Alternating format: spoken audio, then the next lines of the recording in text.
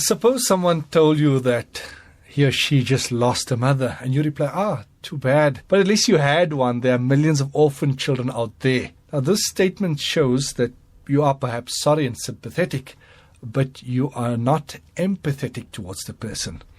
Empathy is one of the greatest human qualities. Empathy is the root of most of the behavior we associate with goodness. It's the root of compassion, altruism, self-sacrifice, charity. And on the other hand, the lack of empathy is the root of most destructive and violent behaviors. In fact, everything that we associate with evil, oppression, exploitation, wars is all from the lack of empathy. So what is empathy? PsychologyToday.com says that empathy is the experience of understanding another person's thoughts, feelings, and conditions from their point of view rather than from your own point of view. You try to imagine yourself in their place in order to understand what they are feeling or experiencing. We feel close to the person who is empathetic to us. We find it easy to share our thoughts with a person who is empathetic.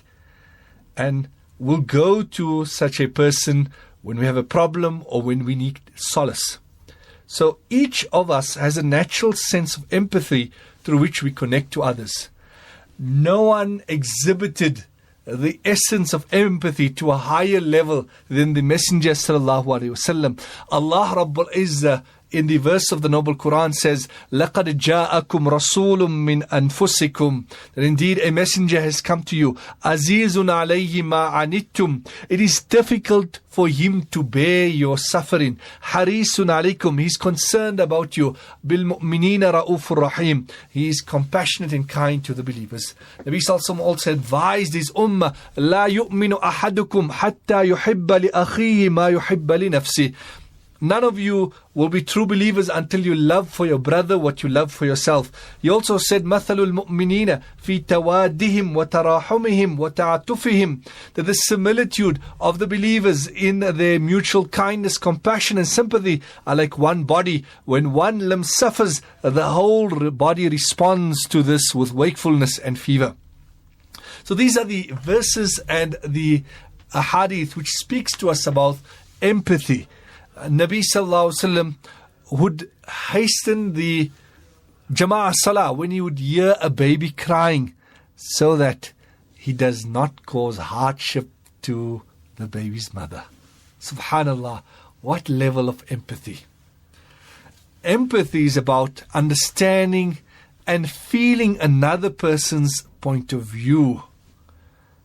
Once Nabi Sallallahu Alaihi Wasallam entered a garden, and there was a camel in the garden that was just skin and bones. And upon seeing it, Nabi Sallallahu Alaihi Wasallam began to cry. And he put his hand on its head until it was comforted.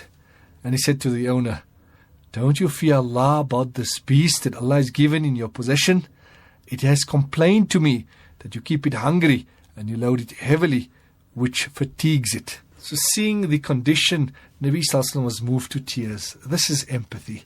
Empathy is about actually feeling an emotion that another being is experiencing. Nabi Sallallahu Alaihi Wasallam came down to the level of others.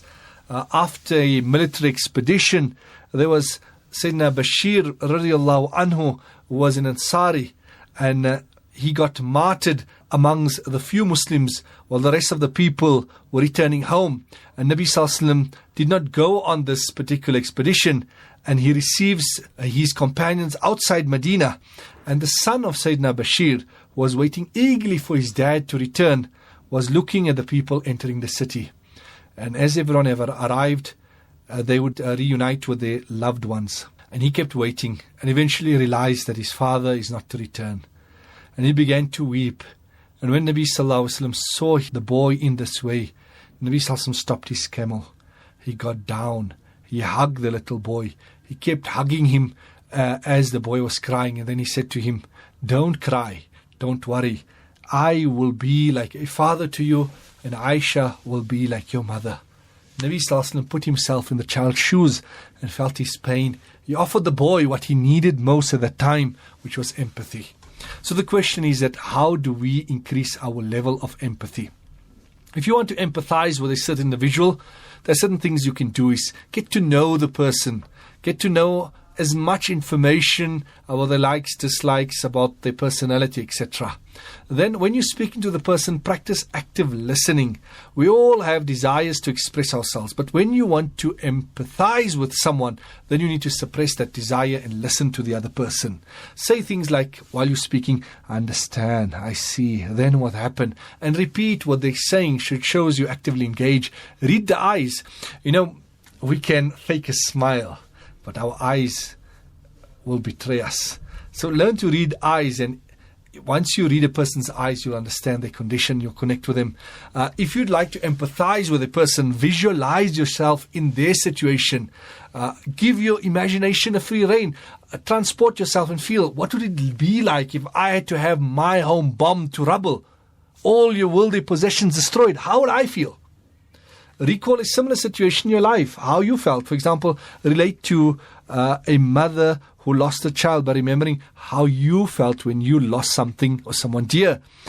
It may not be the same, but it will give you an inkling of what the mother is feeling. So empathy is as much of a natural instinct as a skill that can be learned and developed, and we need to invest in time in this.